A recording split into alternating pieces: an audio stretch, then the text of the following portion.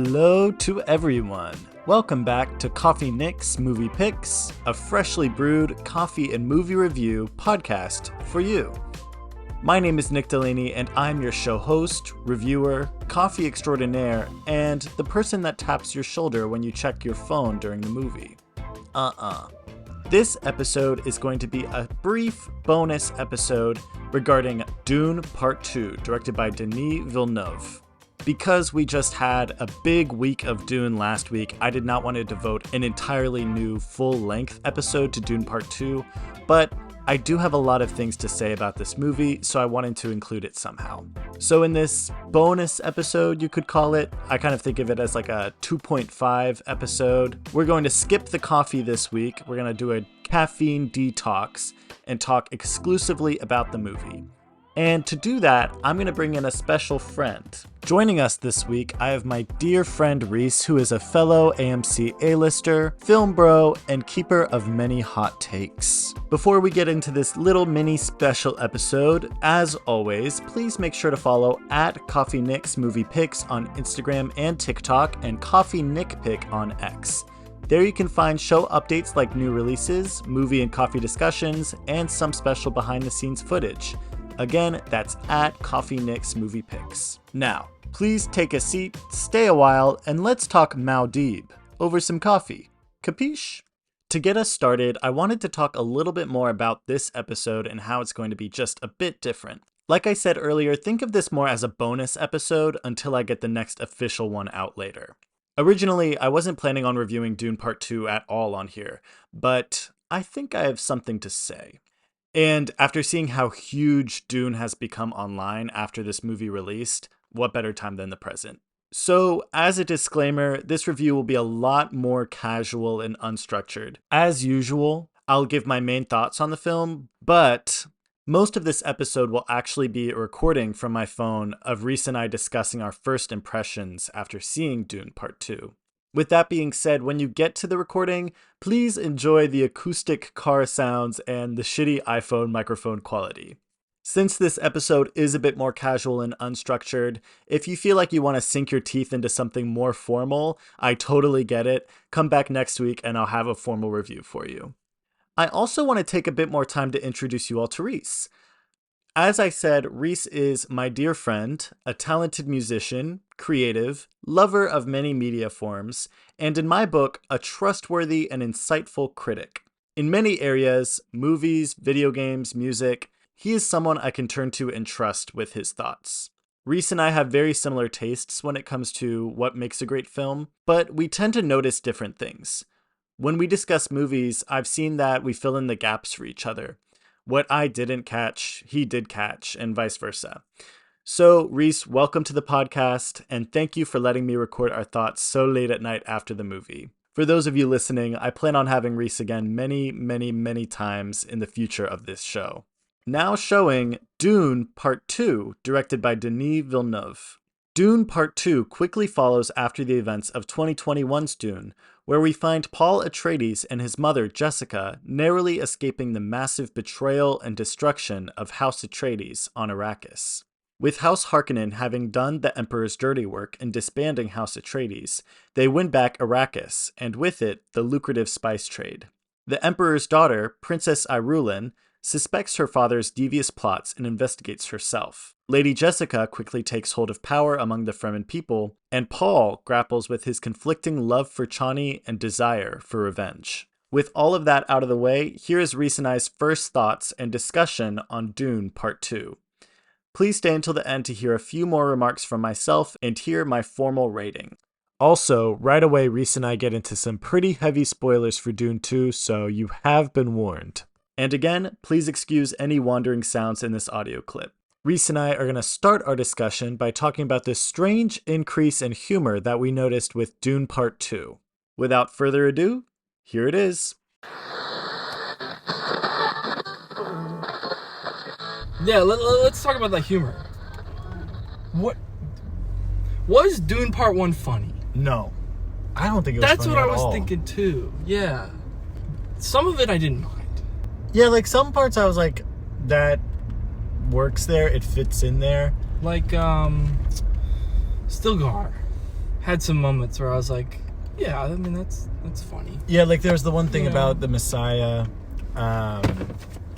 Where they're like, the Messiah would be humble. Like, he's as humble as the Messiah would be. That's naturally funny, but it's also naturally the story, you know? Yeah.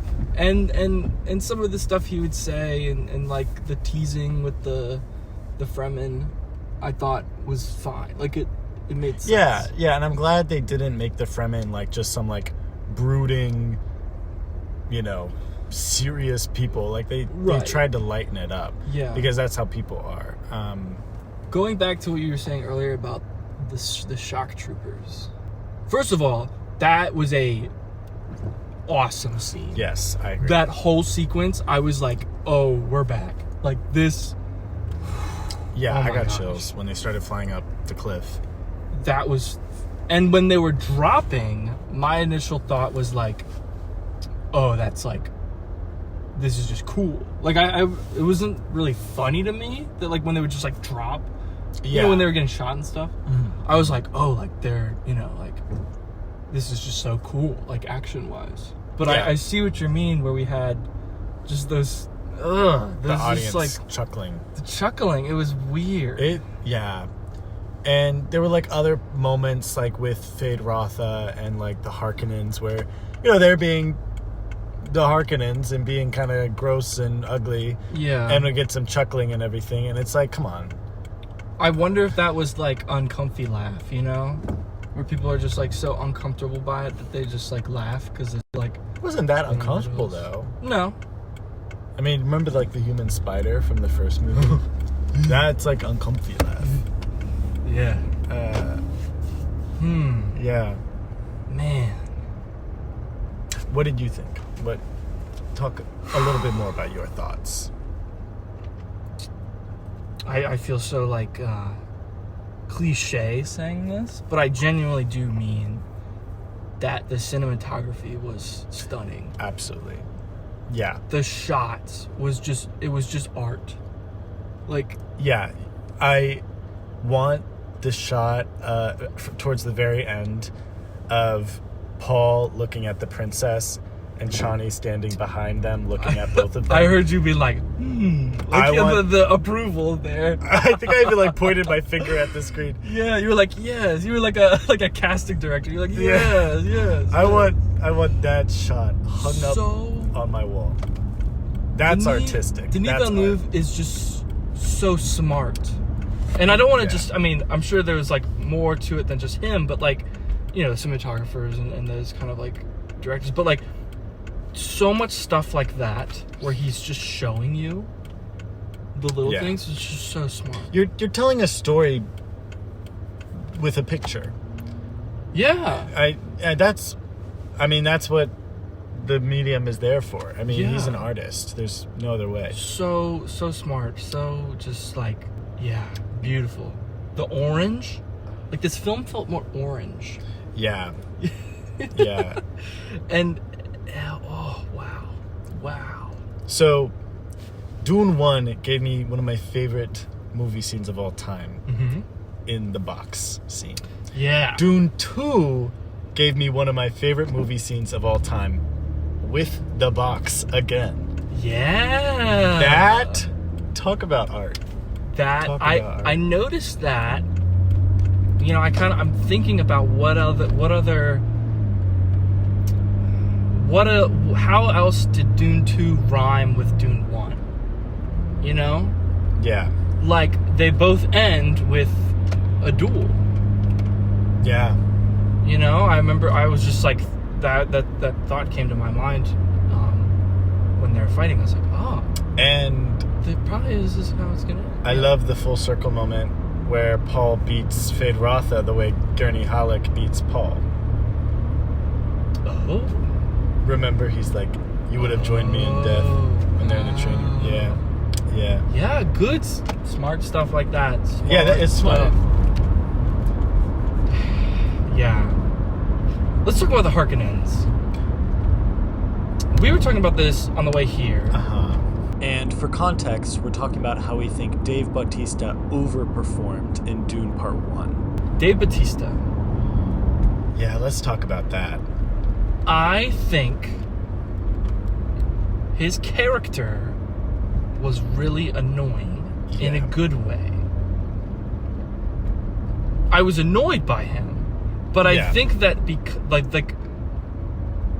I think that character should be a big crybaby. Like, I feel like that makes sense. Yeah. To be a big whiny crybaby, because he initially is it when he's in like the war room and then he like takes the guy's head and like bashes it in and stuff. Yeah. That was like early on. I was like, oh boy, here we go. But then the more he did it, I was like, oh, I mean, that's just him. He's just a whiny crybaby. Like, and I think that works and it makes sense. Yeah. Yeah. I'm curious about the direction he was given. Yeah. Like, I want to know if that's what they told him. I think he did well. But if that was his choice, yeah, that's a different story, you think? I don't necessarily know if I like that direction. I mean, it's hard to tell, like, if the performance was good, because it was like, what was he being told? Yeah. And what were, like, the creative liberties that he took with the performance, you know? Yeah. But, you know, what we see is what we get. And I did not... That is part of the movie that really rubbed me the wrong way, I think. It's good to have those crybaby moments and, like, that crybaby personality, but it didn't lead into that. It just kind of went there and didn't build into it. And you talked about this on your episode. Yeah. The screamy moments. Yeah. That we had some more. Yeah, we did. Again, there's parts where I could see makes sense because it's the Bene Gesserit voice, right? I like that, because those screaming moments, like, I'm shocked. Yes. I really like how they edit the voice. Yeah. Let's talk about the sound. And the sound, like the whoo, you know, like oh yeah. But then there was a moment where Paul's just they're about to leave, and Paul's talking. He's talking to his mom. I know what you're talking And then he about. just starts screaming at her, and I kind of wanted the Fremen to like kind of acknowledge it. Like, why do you just yell like that? Like, because it's like you're having this small conversation. Surely they would have, you know, like they'd be like, whoa. Paul didn't even really use the voice in this one.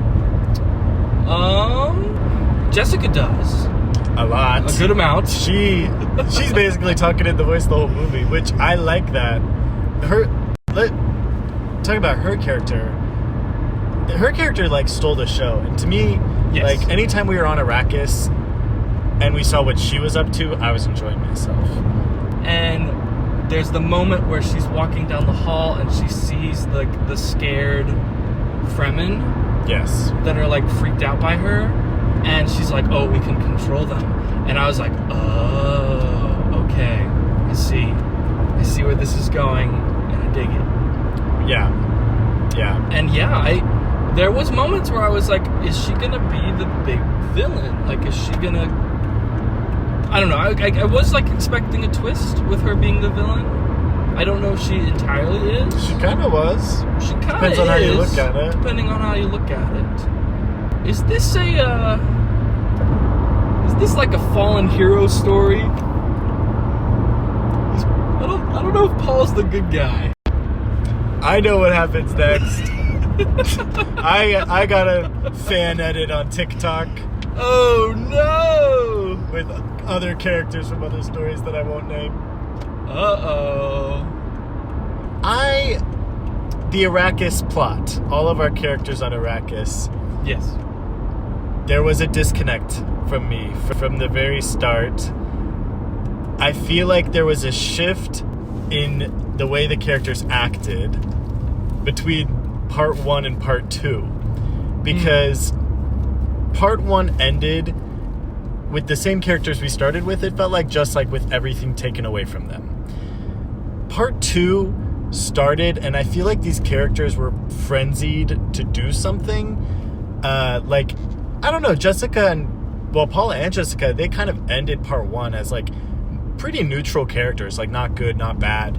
But in this one, like Jessica was kind of in a rush, like very quickly in the film to get things instigated and like stir the pot in a bad way. Yeah. And Paul was very much in a rush to like put this plot in motion. And I guess that's just the way, I don't know, that's just how movies work. You have to have that inciting incident to get things going. But I don't know, the characters felt like under pressure, but not in like a natural way to me. Like I feel like there was something between part one and part two that I missed, and I'm like, oh, these characters are like more aggressive now. I do wonder how much time passes in between part one and part two. They had the body of that one guy, so probably not a whole lot. Which that was shocking to me. I'm like, oh, this is like a direct continuation. Yeah, maybe. I mean, I don't know. Probably at most a couple days, maybe. Yeah. You know, like. Yeah. I mean, did you get that sense, like the characters kind of...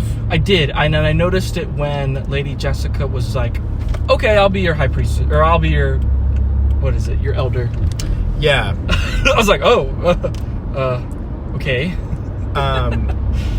And I think the things I loved about the first movie were Paul and Jessica sort of being these characters that had everything stripped away from them. Yeah. And Paul was not exactly confident in being, you know, a duke or a leader or a Bene Gesserit or a prophecy filler or whatever. He wasn't confident with any of those things. So he started the movie like I'm going to do this and this and this. And I was like, what? How did he get to that point? Well, yeah. There's the moment pretty early on where before Lady Jessica even drinks the blue stuff, like, he does say something. Yeah, he's like, oh, I'm not a messiah. Or maybe not a messiah, but like he rejects it. I remember being like, okay, he's rejecting it. Yeah. You know? And maybe it's through the training and through like the positive reinforcement he keeps getting from like Stilgar and all the people that leads him to be like, okay, fine, I will be your leader. Yeah. Yeah. But Lady Jessica, I do feel like, that was quick. Because in the very, very beginning, it seems like her real concern is just like making sure Paul's okay, and then this whole baby that she's gotten her. You know? Right. Like, I feel like that was like, okay, that's what she's worrying about. Yeah, that was Dune Part 1, Jessica. Right. And then all of a sudden, she's greeted with this chance of power. Maybe it's the baby. Well, I was gonna say the holy water. What's it called? The water of life. The water of life. Like maybe that's what's making her change ideas real quickly. Maybe. I feel like that is the most logical. What did you think of the fetus shots? Well, seeing Dune 1984 before this, I was actually relieved that they did it so well. Dune 1984 was wacky. That was Looney Tunes. This I liked. It was very creepy, odd, and kind of like okay, but it was creepy. I liked it. So weird. In the 1984 movie, she gave birth to the baby, and then I feel like the baby grew quickly. So you had this like 4-year-olds running around saying all these crazy things, which is weird. That is weird. Okay, do you want to talk about the comparisons to the 80s one? Something crazy. I was really There's one crazy thing. I don't know if you saw me like shaking in my seat. The 80s one didn't tell you that Paul and Jessica are Harkonnens. Oh. That is like, I don't know if that was in the, I mean, it must be in the book, but it wasn't in the 80s movie. Villeneuve could have been like, fuck it, I'm gonna make some wild. Right. So I was gagged by that. Okay. Yeah. Cool. What about, I noticed another scene that you reacted to was that Bene Gesserit revealing that she was pregnant with Fade Rafa's child. That gagged me. Yeah, this is wild. So that Bene Gesserit was not in the 80s. There was none of that. There was none of the Gidi Prime stuff? None of that. I mean, there was a lot of stuff on Gidi Prime, but Fade Rotha kind of just showed up and he was like, I want power. Yeah. Fade Rotha was played by Sting, which is crazy. Yeah. There was no, like, Bene Gesserit testing him. They did not badonkadonk. He did not get that Bene Gesserit. Strange. I don't know why I thought of that word. Yeah. Okay, I really dug the whole Gidi Pride Gladiator stuff. It was all of so fucking cool. So fucking cool. I want a movie of Gidi Prime. The black and white with like they called it like the Black Sun or something. Like I think it was so cool. So Fade Rotha. So cool. Austin Butler did. I never thought I would say this. He did fantastic. You were worried. Before on the drive there, you were like, I don't know. I thought he was going to use his Elvis voice. I didn't know he had it in him. Yeah, he was awesome. Yeah, the whole stuff. I was like, yeah, so cool, so cool. Bravo, Austin Butler. Bravo, Austin. Just like the little scene where the Bene Gesserit lady is following Fade Rotha in that hallway, and the fireworks are like flashing through the windows, and the lighting, and as it like goes dark, she's whispering to him, and then it lights up her fate. So that is cinema. So bun. Good. Cinnamon so bun. Good. And then she's like, go kneel, and then she's like, place your right hand. I'm like, oh, on your thigh or something. Right. And she's like, in the box. I was like, whoa. That scene had me growling and howling in that seat. It was so good. Denny like pays special attention to the Harkonnens. Like, he really did a good job characterizing them. It's fun. And I mean, the way that this one ends, it's like we might not get a whole lot more Harkonnens. It seems like they're kind of defeated. I mean, who knows? They might come back. But like, the big three die. Yeah. Yeah. So. Okay. Here's what I would have done. That I think would have, personally, I'm speaking about myself. Okay. Personally would have captured my attention more, and I think held my attention, is if the film started with the Emperor and the Princess, and they kind of framed this story. Okay.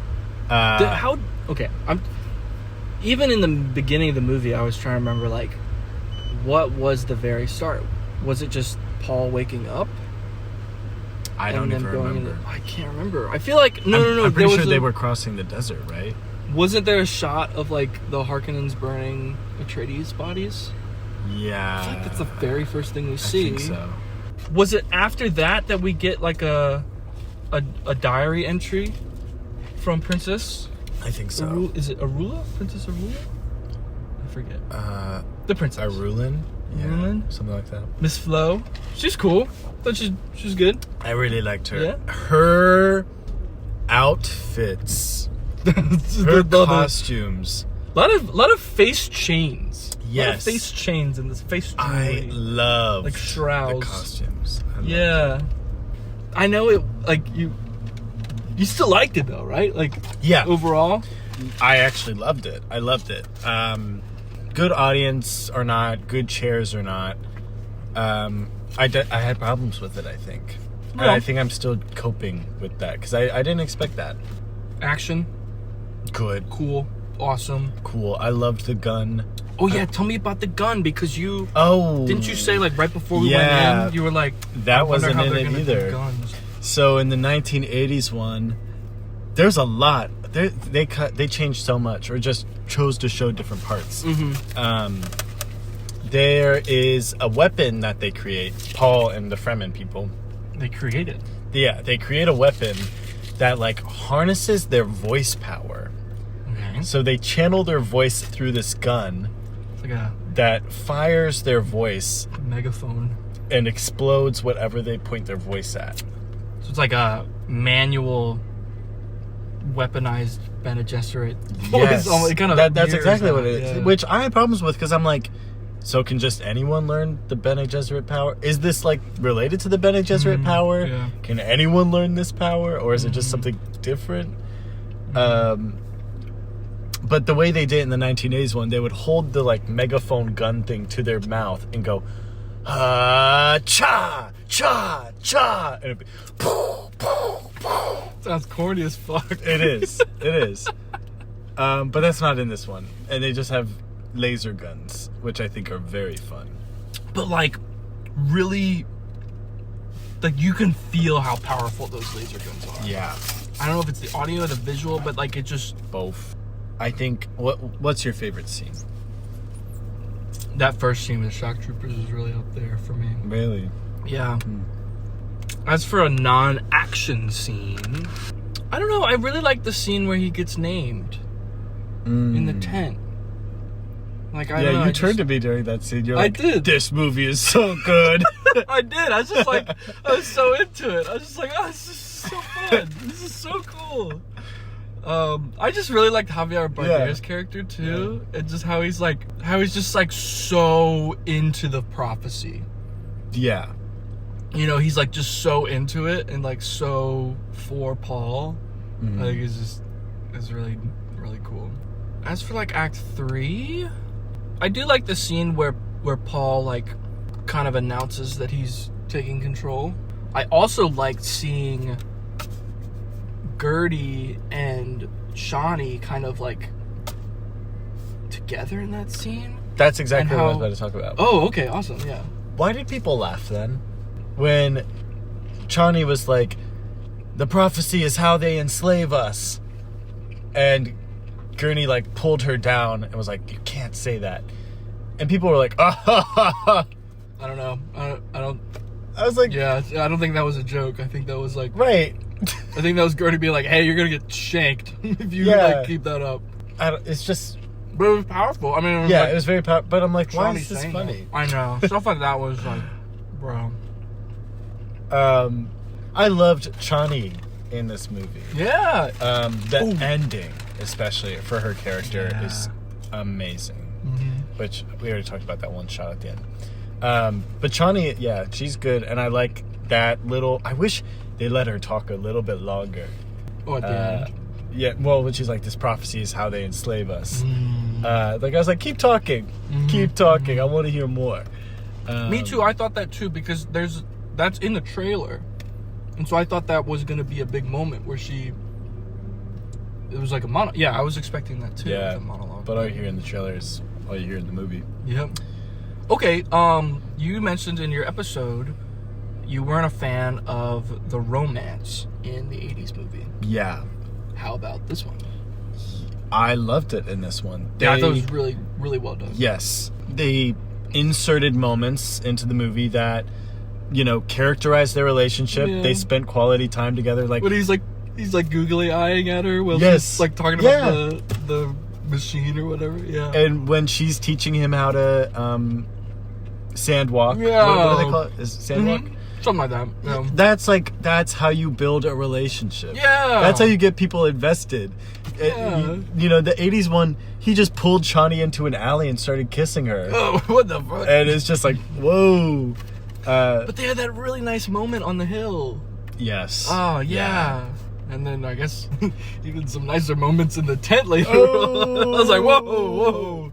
Hot and heavy in the desert. Tom Holland punching the wall. Good job, Zendaya. Good job, Zendaya.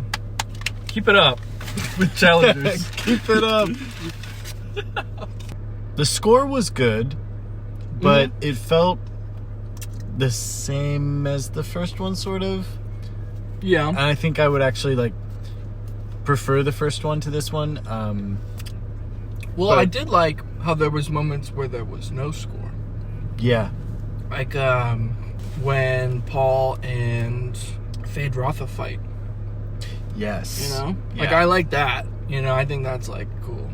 I feel like you know, a choice could have been like to have like a lot of percussive like music and stuff, but I like that it's just very like raw, because the scene's raw. It's just two guys fighting. Yeah. And pretty early on into the fight, Paul gets stabbed. Yep. And I think that allows for like so much more of an impactful moment, and you can hear his breathing, and like his breathing becomes so labored. Yeah. And Wild. If there was music there, I think you would have kind of lost that. Mm-hmm. I had a good time. I did too.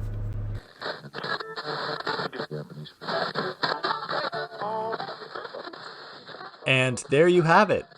Thank you so much, Reese, for allowing me to record your first impressions. I can't wait to have you back on the show again sometime soon. And now, time for my formal rating. Funny enough, even though this is just a little mini bonus episode, this is the hardest rating I've had to give so far. But Dune Part 2 gets the Nick pick. Despite its minor issues in setting a consistent tone and expanding upon its central characters, Dune Part 2 is a technical marvel and a worthy successor to 2021's Dune. Part 2 is rich with fascinating new characters, show-stopping performances, and cinematography that tells a story. In addition, the sequel even furthers its predecessor's highly reputable world building, sound design, and dramatic storytelling. I'll be so honest with all of you, I was debating giving this movie the Nick mix. I gave it the pick though because I think that the mix would have been too based on my personal experiences watching the film rather than the film itself. I think that once I watch this film again, it will be a perfect rating, a perfect score in my mind, so I can't wait to go back to the theater and watch it. Thank you all so much for tuning into this special broadcast of the show. I hope that you enjoyed hearing a more casual structure and a new voice. Once again, Reese, thank you so much for being here. I can't wait to have you back soon. Next week, we're back to our regularly scheduled programming, so I'll see you then. Until next time, I'm really still just thinking about Madame Web. And I'm not ashamed of that.